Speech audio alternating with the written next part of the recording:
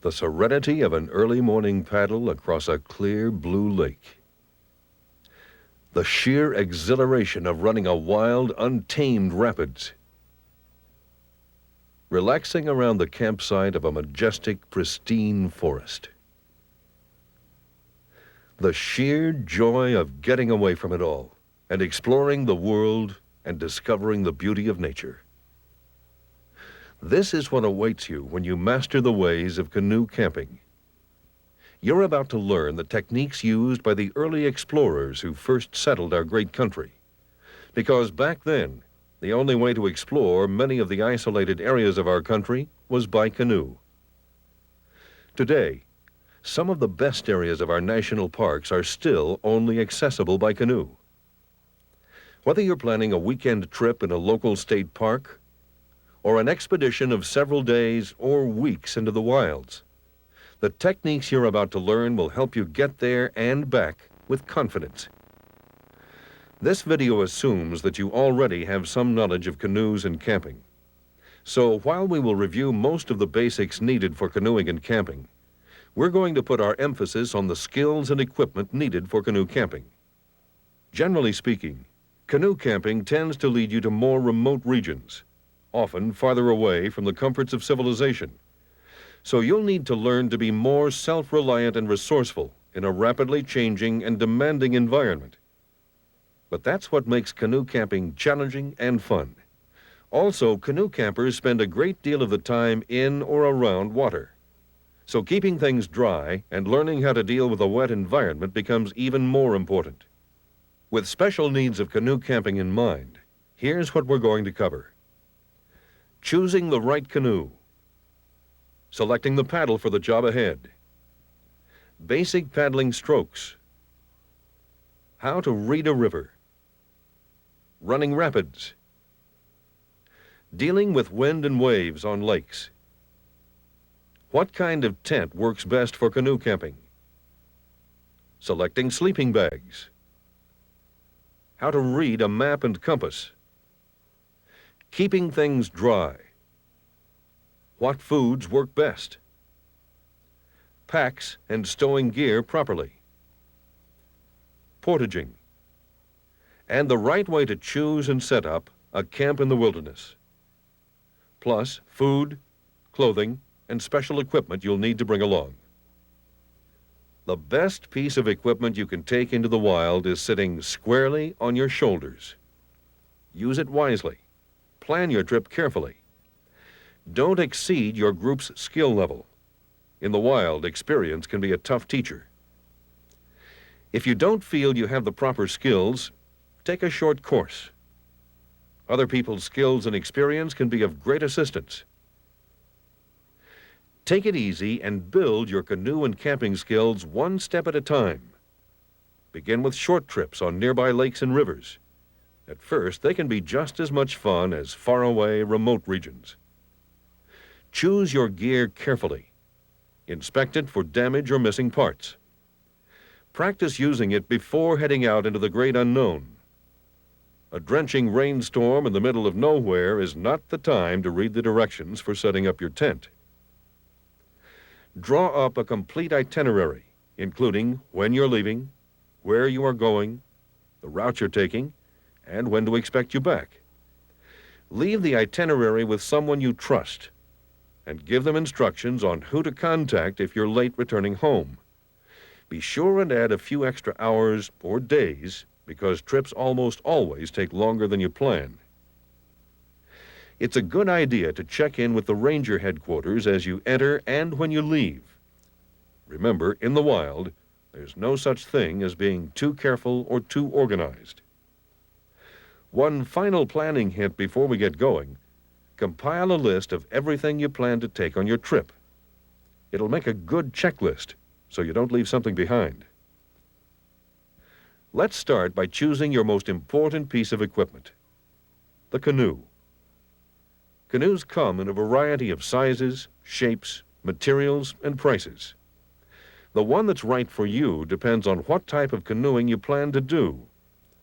Shooting down a Class 3 raging rapids requires a uniquely different design than a canoe used for paddling across quiet, open, flat water. A number of design characteristics affect performance. Canoes are displacement hulls, so generally the longer the water line, the faster the canoe. Canoes of 17 feet or more are considered long. Wide canoes provide stability and carry more gear, but tend to be slow. Narrow hulls offer added speed for cruising across lakes, but hold less gear and are less stable.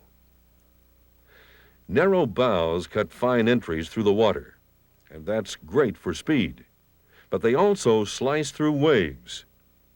Wider bows ride up over the waves and stay drier. The amount of curve to the hull is called rocker. Canoes with relatively little rocker slice through the water, tracking well and holding course over long distances of flat water. But this same trait means they have less maneuverability because their ends are deep in the water. On the other hand, canoes with lots of rocker have curved bows and sterns, offering great maneuverability. They ride up over waves and help prevent waves from crashing in, which also means they don't hold course very well. But that makes them perfect for running rapids where you're constantly changing course. The distance between the water and the gunnels is called freeboard. And if you're running rapids, you want as much as you can get. Don't settle for less than 9 inches, or in a fully loaded canoe, the first big wave you hit may be your last. An overall sidewall depth of 13½ inches or more is needed to keep the waves out on rapids.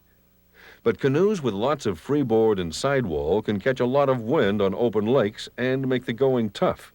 If all that isn't enough, canoes also come in a variety of materials. Today's most popular canoes are built of durable plastic laminates, fiberglass cloth impregnated with plastic resins, or the space-age fiber called Kevlar. Canoes made of plastic laminates, such as cross-linked polyethylene and ABS laminates, can literally be folded in half and still pop back into their original shape. These canoes are relatively inexpensive, but they don't mold into precise shapes with fine lines, and they're a little heavier and slower. On the other hand, fiberglass canoes can be molded into precise shapes. They're also a little heavy and not quite as durable as plastic laminates. Kevlar canoes are the lightest canoes around. They're extremely durable and mold into precise shapes. Perfect for molding narrow bows that fly across flat water. On the other hand, they're also quite expensive. So, what's right for you? Unless you're an avid lake racer or whitewater enthusiast, compromise. Select a canoe that will handle both lakes and rivers, because on any given trip, you may paddle on both. A canoe like that would be made of plastic laminate for durability, fine shaping, and cost considerations. At least 17 feet in length for speed and carrying capacity on lakes. Have a little rocker for maneuverability and whitewater splashing, but not so much as to lose tracking. It'd be wide enough to hold a lot of gear and deep enough with good freeboard for handling waves and rapids. But you'd be wise to rent before you buy. That way, experience can be your guide. Luckily, choosing a paddle is a little less complicated than choosing a canoe. Here again, you have a choice. Different designs are made for different kinds of canoeing. Wide-bladed paddles work great for whitewater. For long-distance paddling, touring blades or bent shafts work best. Touring paddles have relatively thin blades, 7 inches or less. They allow the paddler to go longer distances without tiring. You'll feel much better at the end of a day spent paddling with a thin blade than a wide blade. Also, a paddle with some flex will be easier on the paddler.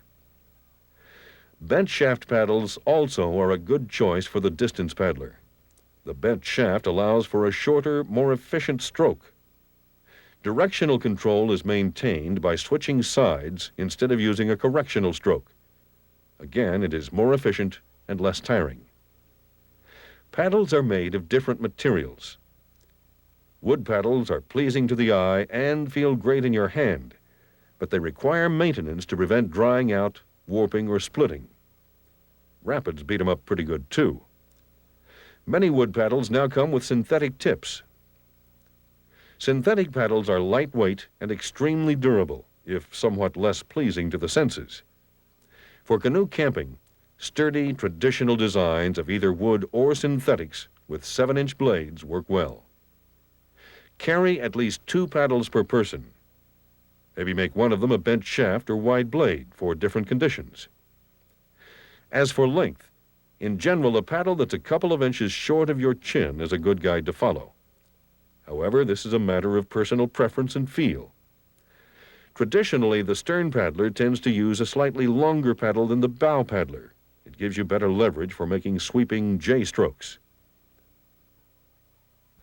While canoes take priority on water, tents are your main concern on land. Just about any tent you'd use for backpacking works for canoe camping.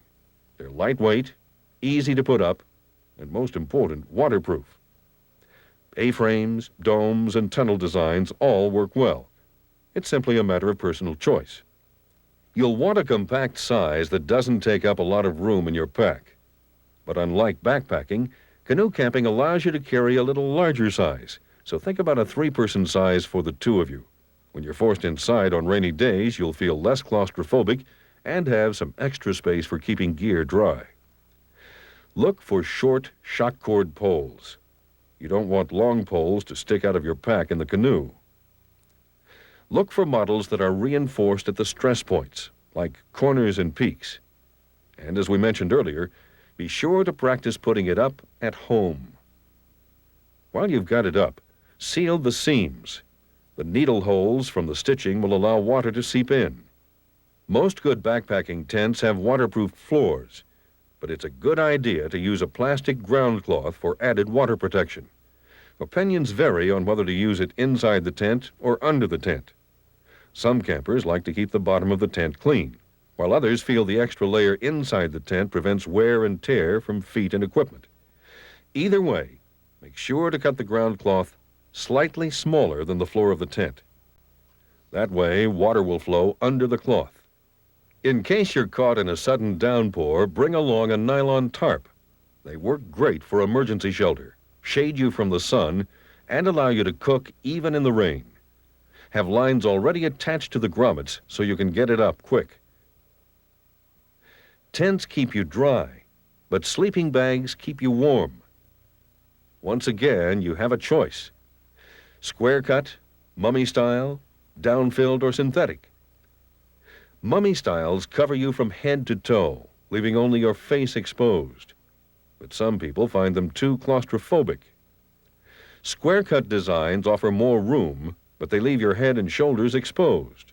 But in the summer, that's less important. Down-filled bags are warmer per ounce, weigh less, and stuff easily into a small sack. However, they're more expensive, and some people are allergic to down. And if your down bag gets wet, forget it. Down takes forever to dry and won't keep you warm when wet. Synthetic bags are more reasonably priced. They dry fast and will keep you warm when wet. But if you pack properly, that won't be a problem. We'll show you how later. No matter which bag you choose, bring along a sleeping pad. Closed-cell foam pads add a layer of cushion, insulate you from the ground, and are water-resistant. One step up in luxury and price, and you'll find the self-inflating mattress. On a cold, wet night, it's your best friend. If you're going to be a canoe camper, you've got to dress the part. Remember, you'll be living in a wet environment. Dress in the 3-layer system to help keep your body temperature regulated. A first layer of underwear, a second layer of shirts and pants, and a third layer of jackets and sweaters. Underwear made of the new synthetics like polypropylene work great for moving moisture away from your skin. Since they won't absorb moisture, your perspiration passes right through them and evaporates. If you fall in the water, wring them out and they'll dry up in a few minutes. Wool, wool blend, or fleece shirts and pants will keep you warm even when wet. Shorts work fine in warm weather, mosquitoes permitting. Stay away from cotton clothing. Cotton absorbs moisture, dries slow, and loses all warmth when wet. Certainly not the fabric of choice in the canoe camper's wet environment. Your most important piece of clothing will probably be rain gear. A two-piece suit works best. And be sure the jacket's big enough to fit over several layers of clothes and your life vest. Rain gear should be both waterproof and breathable or ventilated. This keeps you dry from the outside and allows body moisture to be released. Be careful not to wear your rain gear unless you need it. The waterproofing wears off with constant rubbing. Bring along a windbreaker combined with a wool sweater. You'll stay warm and comfortable. Bring along a pair of hiking boots for hiking or portaging along the way, but these are too hard and slippery in a canoe. Soft-soled shoes like deck shoes or canvas tennis shoes work fine. Hats are a must too. They shade you from the sun, keep you dry in rain and warm in the cold. Certain times of the year, these mosquito net hats can be important. And last but not least, life vests. Wear one in the canoe at all times, especially if you're running rapids. Find one that fits snugly but not too tight. To simulate how the vest will work in water, try this test. Pull the vest up until it jams against your armpits. You should be able to see over the vest when you turn your head to the side. So how do we keep all our clothes and gear dry? With a good waterproof pack. Leave your external frame backpacks at home. Frames are long and vertical, which means you'd have to lay them down on the floor of the canoe where they'd take up valuable space and get wet and dirty. Heavy-duty, waterproof canvas or nylon Duluth-style packs are the way to go. Their big, square, one-pocket design fits perfectly into a canoe, and they hold a ton of stuff. Plan on at least one pack per person. Here's a couple of waterproofing hints. No pack is completely waterproof. Tiny abrasions and pinholes eventually develop in the pack's waterproof liner, and normally from the inside out. So start by adding an abrasion liner of 6mm plastic to your pack. Imagine lining every pocket of a backpack. To keep your sleeping bag nice and dry, stuff it into a nylon stuff sack or try a waterproof sealed nylon dry bag. These waterproof dry bags are perfect for sleeping bags. Their closure systems are watertight. Cameras have special bags all their own. Give some thought to packing order, too. Be sure and distribute your food between the sacks in case you capsize and lose one. Pack the tent and tarp. They're the first things you'll need for setting up camp or in a sudden storm. Stow them between the abrasion liner and the waterproof liner. That way the tent stays dry, but doesn't get your clothes wet after it's been used on a rainy day. Keep your windbreaker, first aid kit, and other frequently used items toward the top. Your rain gear fits nicely under the flap of the pack. Here's the essentials you'll need to bring along. 1 or 2 burner backpacking stoves are a must. Many areas of the country no longer allow campfires. In other areas, firewood is non-existent. And on rainy days, a stove is easiest. 1-burner stoves come in 2 types, white gasoline-fueled and butane cartridge-fueled. White gas stoves burn hotter and more efficiently, so food cooks faster. Be sure to prime them before trying to start. Butane cartridge stoves are more convenient. They don't need priming, and when the fuel runs low, just pop on another cartridge. Be sure and pack out used cartridges. These stoves also cost less, but the fuel is more. Given a choice, go with the white gas stove. It's worth the extra expense. You get mighty hungry after a day of paddling. The faster your food cooks, the better, and there's no chance of accidentally leaving empty cartridges behind. A multi-pot nesting set is perfect for cooking, heating water, and cleaning dishes. A nonstick fry pan with a detachable or folding handle and a spatula are a must. Plan on 1 cup, 1 plate, 1 bowl, and 1 set of utensils per person. Folding knives come in handy from cutting food to cutting firewood kindling to cutting lines. Don't leave home without one. Flashlight and extra batteries. Waterproof matches. First aid kit. gloves for sore, chafed paddle hands, sunscreen and mosquito repellent, toiletries, including toothbrush and paste, brush or comb, biodegradable soap, and toilet paper with the center core removed for compact storage. At least 50 feet of extra rope, binoculars, compass and map, wide-mouth quart-size plastic drinking bottles, and for the campsite, carry along a collapsible plastic water bag. Speaking of water, it's no longer safe to drink from rivers and lakes, even in remote regions. Be sure and boil water at least 10 minutes before drinking, or use iodine tablets or a water purifier filtration system. You'll go through about 2 quarts a day per person, especially when it's hot. So to prevent dehydration, carry a bottle within easy reach in the canoe and keep your tank full. But man does not live by water alone. The average canoeist burns 5 calories per minute, or 300 calories per hour. That adds up to 4,000 calories per day. In comparison, an office worker burns 2,500 a day. So you'll need plenty of quick energy foods. For short day or overnight trips, pack a cooler and eat pretty much the same way you would at home. But for longer trips, you'll need to plan your meals carefully. Complex carbohydrates are a good source of calories. So bring along lots of pasta, bread, potatoes, pancakes, rice, and oatmeal. Fats such as canned or slab bacon, salami, cheese, nuts, and peanut butter are also good sources of calories. Check your grocer's shelf for lightweight dried food. Freeze-dried food found at camping stores works well too. They're sealed, compact, lightweight. Preparation is easy, and most actually taste good, although they tend to be expensive. Bring at least a few freeze-dried meals along. They last forever and make good emergency rations. If you don't use them this trip, you'll have them next time. It'll save a lot of time and hassle on your trip by planning and packaging each meal separately. Eliminate as much packaging as you can. It absorbs moisture and adds weight. You can pre-measure single servings in plastic bags. And be sure to label everything. Pack spices in plastic too.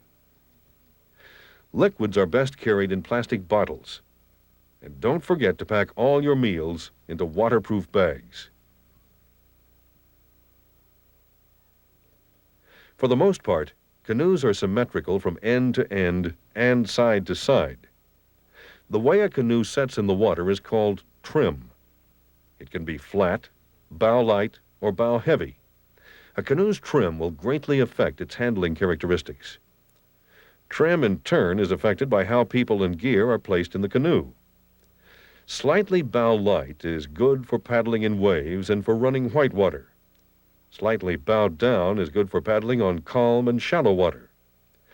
Load your canoe by spreading items out so that the canoe is trimmed for the paddling conditions at hand. Always distribute weight evenly from side to side.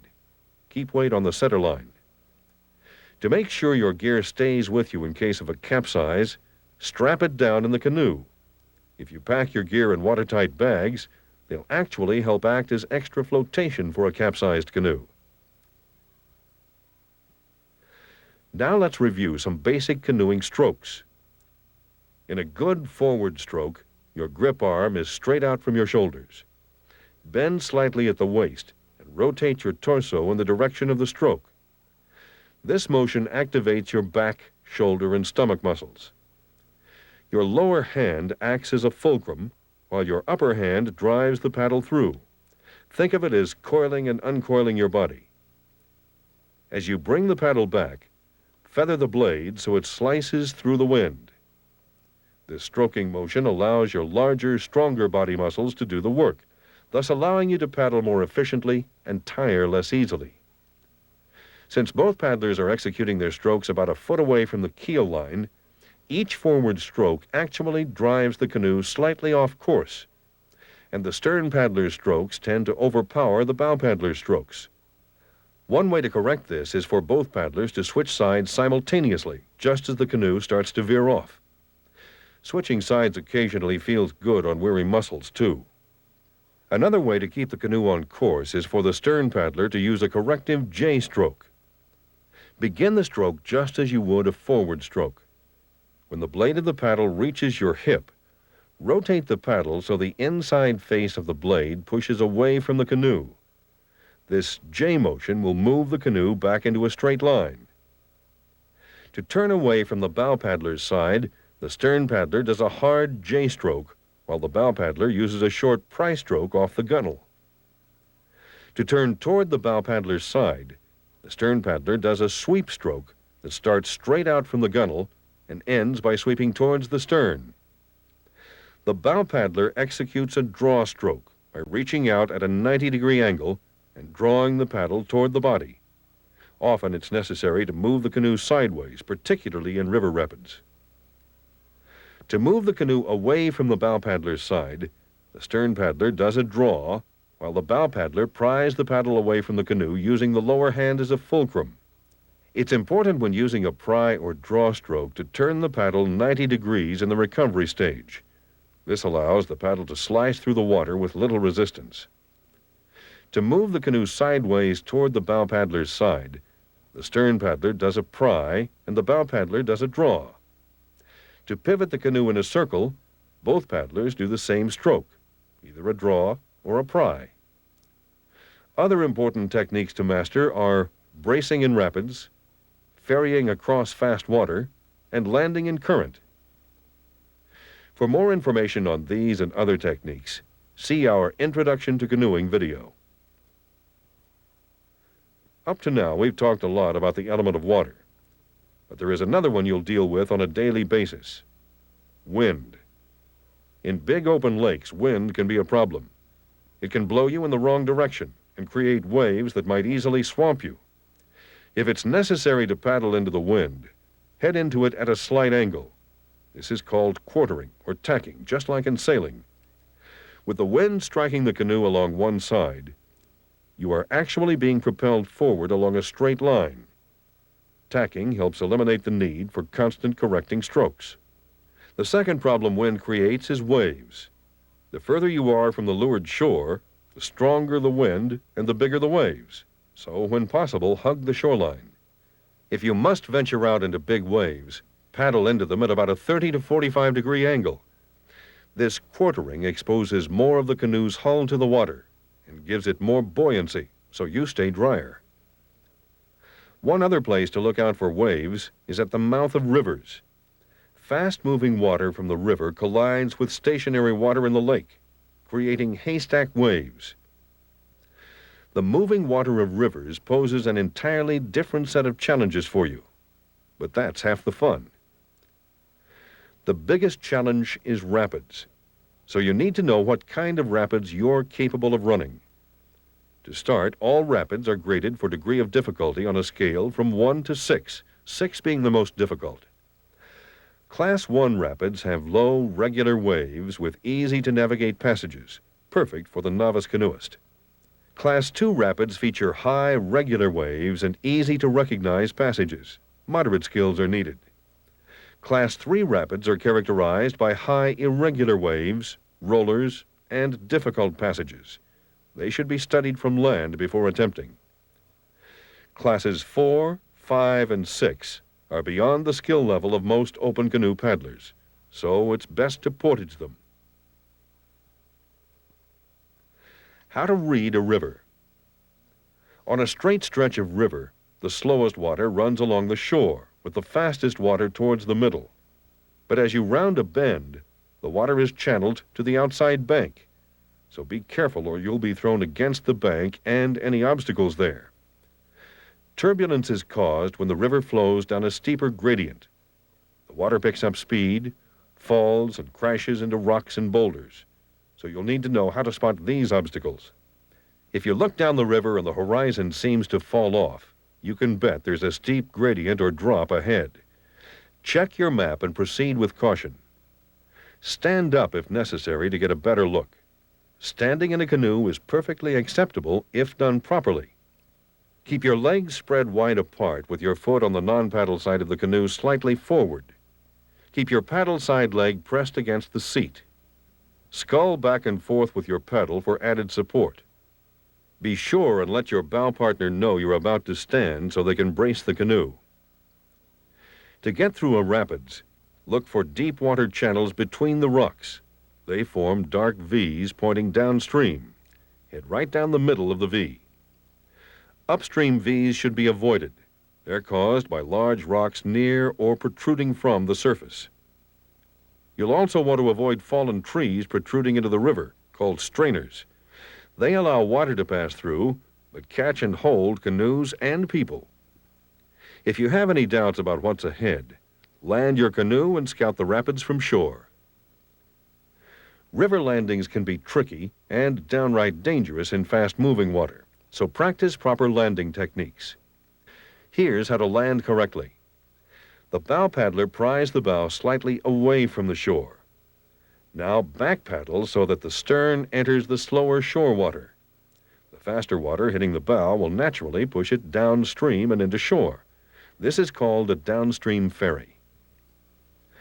Boulders and other obstacles that occupy the stream bed create a set of hydraulic features that are useful to canoeists.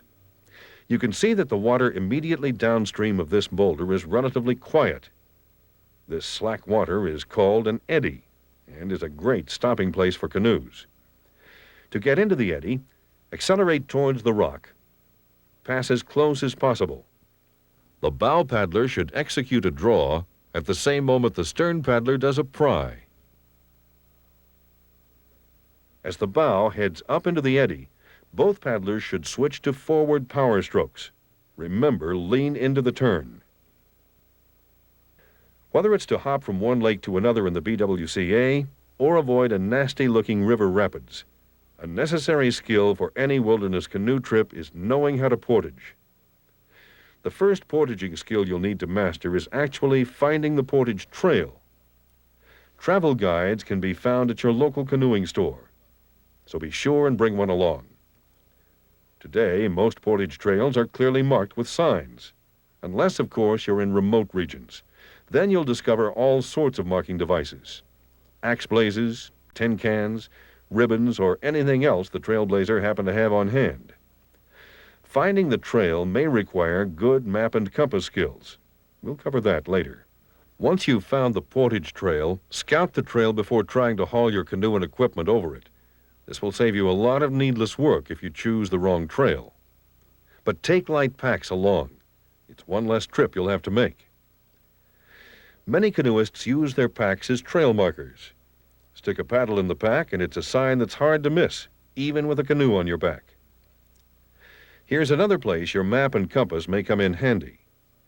Now that you know how to find the trail and how to get across it, there's only one little chore we left out, and that's getting your canoe from one end of the trail to the other. The hardest thing about a portage is picking up the canoe, but it's really more a matter of technique than strength. A single person can pick up a canoe using this technique. Start by grasping the canoe at the gunwale nearest you on either side of the center thwart. Stand up and lift the canoe onto your thighs. Grasp the middle of the center thwart with one hand and roll the canoe toward you. Bend your knees and cradle the canoe on your thighs. Now grasp the far gunwale just ahead of the center thwart with your lower hand. Drop the hand holding the thwart back to the lower gunwale and roll the canoe onto your shoulder as you stand up. If two people carry the canoe, rest the stern deck or seat on one person's shoulders and the bow deck on one shoulder of the second person. Adjust the canoe's position relative to the strength of the portagers for better weight distribution. It's a good idea to always carry a compass and topographic map of the area you're heading into. Topographic maps are aerial views of the Earth's surface: rivers, forests, hills, fields, buildings, everything that makes up the landscape. All these landmarks are coded by symbols on the map. Each kind of symbol is represented by four main colors: black, green, blue, and brown. Man-made features are black. Water features are blue. Vegetation features are green. And elevation changes are represented by brown contour lines. The ability to read contour lines is an important skill to master. When the lines are further apart, the terrain is relatively flat. If they're closer together, the grade is steeper. So if the contour lines run together, it's a steep cliff and a likely candidate for rapids. The distance between each line is indicated at the bottom of the map. Today's modern compass is designed to work easily with a topographic map. It consists of three main parts: a magnetic needle that points north, a revolving compass housing for determining your bearing, and a transparent base with a direction of travel arrow. With a topographic map and compass, finding your destination is easy. The three-step procedure is foolproof. Step 1. Place the compass on the map and connect your starting point with your destination by using the edge of the base plate. Step 2. Without moving the base plate, turn the compass dial until the red orienting arrow points to north on the map. Step 3. Hold the compass level in front of you with the direction of travel arrow pointing straight ahead. Turn your entire body until the red magnetic needle lies directly over the red arrow in the base of the compass. The direction of travel arrow now points directly to your destination. Look up and take a bearing on some distant landmark. Then head straight for it. For more information on how to use a map and compass, see our video titled Finding Your Way in the Wild. With the growing popularity of camping and backpacking, the emphasis for setting up camp should be on minimal impact. There's nothing more disheartening than coming upon a littered campsite in the middle of the wilderness. It only takes a few careless campers to ruin it for the rest of us. So follow these simple rules when setting up and leaving a campsite. Use designated campsites whenever possible. This will help reduce impact on the area. In more remote regions with no designated sites, choose a campsite at least 150 feet from water. It will safeguard the rivers and lakes from needless pollution and provide a more natural view for other passing canoeists. High ground is preferable for drainage in case of rain. If you took our advice about packing gear, your tent will be right at the top of your pack. Set your tent up first before you unpack in case it rains. Find a flat spot if possible. Be sure and clear away any loose rocks or twigs that might puncture your tent. Avoid cutting down plants and trees to make room for your night's sleep. If a flat spot is not available, make sure the door of the tent faces downhill so rain can't run in. And sleep with your head facing uphill to keep you from slipping out of your bag. A nice shady spot among a group of trees will prevent your tent from heating up. Avoid large, tall, single trees on high ground in case of lightning. Face your tent east, and you'll wake up to warmth of the morning sun. And contrary to the old method, don't dig a trench around your tent to keep water out. Try our ground cloth method. Remember, these are the days of minimal impact, and trenches contribute to soil erosion. Many areas of the country no longer allow campfires, but in areas that do, nothing cheers you up faster on a cold, wet night, and it's a good emergency skill.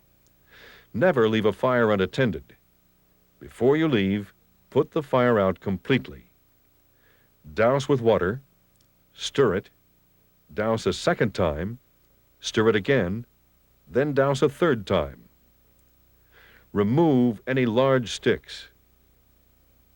Use your stove for cooking. It's easier and you'll create less burned food smells that attract wild animals. Speaking of wild animals, never store your food inside your tent. A thin layer of nylon is no protection against a hungry bear. Store all your food in a waterproof bag and seal it tight to prevent smells from escaping. Suspend the bag from a tree, high out of reach. Part of the fun of living in the wilderness is roughing it. You won't find any hot showers out here, so bring along some biodegradable soap. It works fine with cold water. Clean up with a pot of clean water well away from any river or lake. This will give the water a chance to soak into the soil and be filtered before it reaches the water table. Never use a lake or river to clean your dirty dishes either. There's enough garbage being dumped into them these days without you adding to it. Boil water and clean them well away from any water source. To dispose of human waste, use a small shovel or trowel to dig a 2 to 4 inch hole at least 200 feet from the campsite, trail, or water. When you're finished, fill the hole back in. Bacteria in the top layers of the soil will do the rest. Burn used toilet paper or place it in a plastic bag and carry it out. Before leaving camp, give Mother Nature a helping hand. Leave the campsite cleaner than you found it. Pick up any debris you can find, like aluminum cans, plastic bags, and twist ties, and pack them out. Today, you pack out everything you pack in. If we all pitch in, we can make the wilderness a beautiful place to get away from it all for generations to come. And one final idea, always leave a complete set of skin-out clothing, from socks and underwear to shoes, shirt, and jacket, in the car. At the end of your trip, it makes for a wonderfully comfortable ride home. It's been a great trip. Now it's time to head home. But your trip doesn't end as you pull into the driveway. You still have a few last chores. The temptation to leave the unpacking for tomorrow is a strong one after a long drive home. But it's not a good idea. Left in your trunk for hours, mildew will form in your sleeping bag, tent, and other clothes. So unpack your equipment and let it air out. Open up your sleeping bags and hang them up for a good 24 hours. Don't store them in their stuff sacks. Use a large, airy pillowcase or hang them up. Let your tent air out too. Wipe off any dirt or debris. Never put it away damp. Mildew will destroy the waterproof coating on nylon fabric and leave a permanent odor. Store your canoe out of the sun, resting it on its gunnels above the ground. Now is also the time to make any necessary repairs. And finally, get out your list of things you brought along. Take stock of things you didn't use. It'll be one less thing to lug along on your next trip. Be sure and add things you wish you'd brought. You'll refine and redefine this list over and over in the years to come. We know the skills you've learned today will help make your canoe camping a safe, fun-filled experience. But if you'd like to learn more about backpacking, camping, canoeing, or map and compass skills, look for these videos. Backpacking Made Easy. Introduction to Canoeing. How to enjoy camping from your very first trip. And Finding Your Way in the Wild.